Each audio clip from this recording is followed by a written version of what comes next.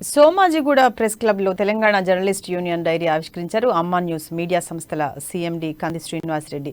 ఈ కార్యక్రమానికి రాష్ట్ర వ్యాప్తంగా ఉన్న జర్నలిస్టులు, పలువురు ప్రముఖులు హాజరయ్యారు. ఎన్నో పోరాటాలు కోర్చి ప్రాణాలకు తెగించి జర్నలిస్టులు పనిచేస్తారని కంది శ్రీనివాసరెడ్డి వ్యాఖ్యానించారు. జర్నలిస్టుల కలం ఆగిపోతే ప్రశ్నించే ప్రజల గొంతు మోగబోతుందన్నారు. ఒక రైతు కుటుంబంలో పుట్టి తాను స్వయం కృషితో ఉన్నత స్థాయికి ఎదిగానని, ఆ స్వయం కృషితో అమ్మా న్యూస్ ను స్థాపించారని తెలిపారు. తెలంగాణ ప్రభుత్వం జర్నలిస్టులకు ప్రభుత్వం ఇళ్ల స్థలాలు ఇవ్వకుండా మోసం చేస్తుందన్నారు. సుప్రీంకోర్టు ఆమోదం తెలిపినా ఇంతవరకు రాష్ట్ర ప్రభుత్వం ఎలాంటి చర్యలు తీసుకోలేదని మండిపడ్డారు. ఇకనైనా జర్నలిస్టుల గురించి ఆలోచించి వారికి ఇళ్లు కేటాయించాలని కోరారు.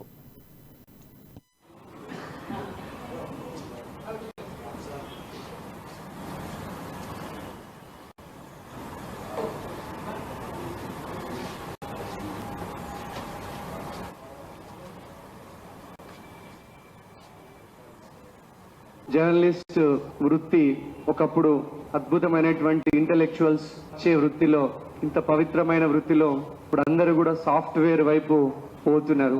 ఛానళ్ళకి కంటెంట్, పేపర్లకి, ఎలక్ట్రానిక్ ప్రింట్ మీడియాలకి కంటెంట్ కూడా సరిగా రావట్లేదు.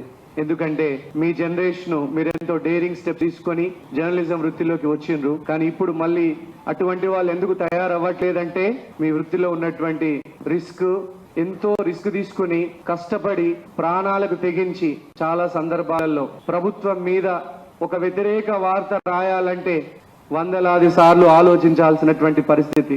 జర్నలిజం వృత్తిని, జర్నలిస్టుల్ని సోషల్ సైంటిస్ట్, సామాజిక శాస్త్రవేత్తలు అంటుండే. అట్లాంటి వృత్తిని ఇప్పుడు ఒక రిస్క్ లో, ఒక ప్రమాదంలో పడింది. ఎందుకు పడింది? ఆ సమకాలీనటువంటి కాంటెంపరీ పరిస్థితులు ఏదో మీ అందరికీ తెలుసు. కానీ ఒక్కటి మాత్రం నిజం, మీ పోరాటం, మీరు చేసేటువంటి మీ కలం ఆగిపోతే కోట్లాది మంది పేదల గొంతు ప్రశ్నించడం ఆగిపోతుంది. మీ కలం రాయడం మానేస్తే మరి ప్రజలకి ప్రశ్నించే దిక్కెవరు? మీ కలం రాస్తూనే ఉండాలా, మీ ప్రయాణం సాఫీగా సాగుతూనే ఉండాలా. అప్పుడే మరింత కొత్త మంది ఈ జర్నలిజం వృత్తిలోకి ప్రవేశించడానికి ఒక సామాజిక సైంటిస్ట్, సామాజిక శాస్త్రవేత్తలుగా పల్లెటూర్ల, పట్టణాలలో పేద ప్రజల గొంతు వినిపించడానికి మరింత మంది వృత్తి నిపుణులు, ప్రొఫెషనల్లీ స్కిల్డ్ జర్నలిస్ట్ రావాలి. ఇది నా ఆకాంక్ష. నేను చాలా చిన్న కుటుంబంలో పుట్టే, రైతు కుటుంబంలో పుట్టే. ఇప్పటికి మా నాయన వ్యవసాయం చేపిస్తాడు. ఆదిలాబాద్ లో ఒక చిన్న రైతు కుటుంబంలో పుట్టినాం.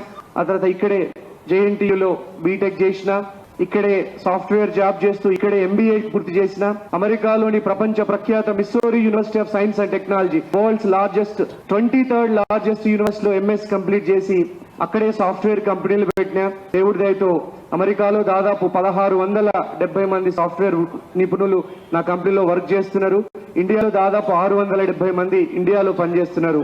ఇంతమంది పోషిస్తూ చిన్నప్పటి నుంచి ప్రజా జీవితం అంటే చిన్న అచ్చు నిఖార్సైనటువంటి పల్లెటూరు పిల్లగాని నేను. పల్లెటూరులో పుట్టినాం, అందరిని వరుసలతో పిలిచేది, అందరిని కలుపుకుపోయేటువంటి తత్వం ఉండేది. సో ఏదైనా ఒకటి మనం ప్రాంతానికి చేయాలని దాదాపు 3.5 సంవత్సరాల కింద అమ్మా న్యూస్ నెట్వర్క్ ప్రైవేట్ లిమిటెడ్ ని స్థాపించి ఇప్పుడు దాదాపు 53 లక్షల కేబుల్ బాక్సులలో, ప్రతి పల్లెటూర్లలో 53 లక్షల కేబుల్ బాక్సులలో అమ్మా న్యూస్ ప్రసారం అవుతోంది. దాదాపు 2 కోట్ల మందికి, 2,15 లక్షల మందికి చేరువగా అమ్మా న్యూస్ ఉంది. దీన్ని ఇంత బాగా చేసినటువంటి జర్నలిస్ట్ మిత్రులకి, మా స్టాఫ్ అంతా ఇక్కడే ఉన్నారు, వారందరికీ పేరు పేరున ఛానల్ ని ఇంత బాగా తీసుకెళ్ళింది మీ వృత్తి నైపుణ్యమే, మీ ప్రొఫెషనల్లీ స్కిల్డ్.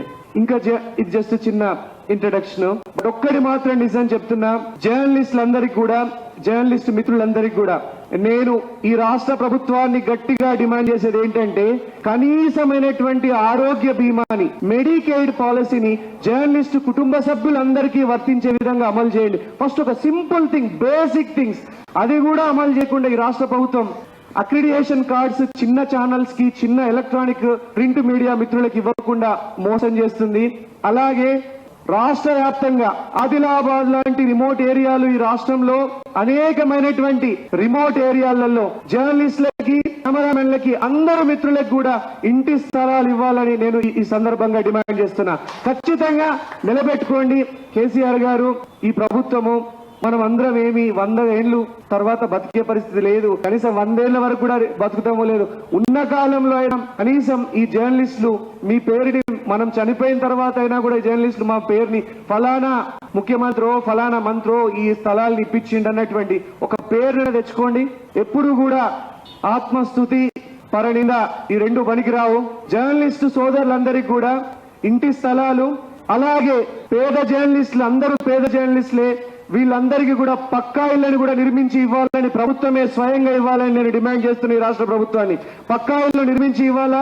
అలాగే జర్నలిస్టులకు కూడా ఒక ప్రొఫెషనల్లీ స్కిల్డ్ పీపుల్, ఒక సామాజిక పవిత్రమైనటువంటి వృత్తి చేస్తున్నటువంటి వీళ్ళందరికీ రిటైర్మెంట్ అయిపోయిన తర్వాత వాళ్ళకి ఒక కనీస పెన్షన్ వచ్చేటట్టుగా ప్లాన్ చేయాలా ఈ రాష్ట్ర ప్రభుత్వం అని నేను ఈ రాష్ట్ర ప్రభుత్వాన్ని డిమాండ్ చేస్తాను. అలాగే జర్నలిస్టు పిల్లలందరినీ చదువుకోవడానికి గురుకులాలలో వాళ్ళకు ఒక స్పెషల్ కోటాని కేటాయిస్తారా, లేదంటే సపరేట్ గురుకులం పెడతారా? వాళ్ళ పిల్లల్ని ఉచితంగా చదివించడానికి సౌకర్యాలు ఏర్పాటు చేయాలని ఈ రాష్ట్ర ప్రభుత్వాన్ని నేను డిమాండ్ చేస్తున్నా. ఒక్కటి గుర్తుపెట్టుకోండి, మీరెంత రిస్క్ ఉన్నా మీ ప్రాణాలకు తెగించి పోరాడి ఈ ఒక వార్త రాయడానికి ఎన్ని బెదిరింపు కాల్స్ వస్తాయో మీ వృత్తిలో ఉన్నటువంటి మీ అందరికీ తెలుసు. అంత ఈ వృత్తి ఎంత డేంజరస్ అయిందో, ఎంత ప్రమాదకరమైనటువంటి పరిస్థితులలో పులి మీద స్వారీ చేస్తున్నారో నేను ప్రత్యక్షంగా చూసిన, మా స్టాఫ్ ని కూడా చూసిన. ప్రభుత్వానికి వేగంగా ఒక్క వార్త రాస్తే నిజమైనటువంటి వార్తను కూడా ప్రశ్నించలేని పరిస్థితి ఈ రాష్ట్ర ప్రభుత్వం ఈ రాష్ట్రంలో ఉన్నది.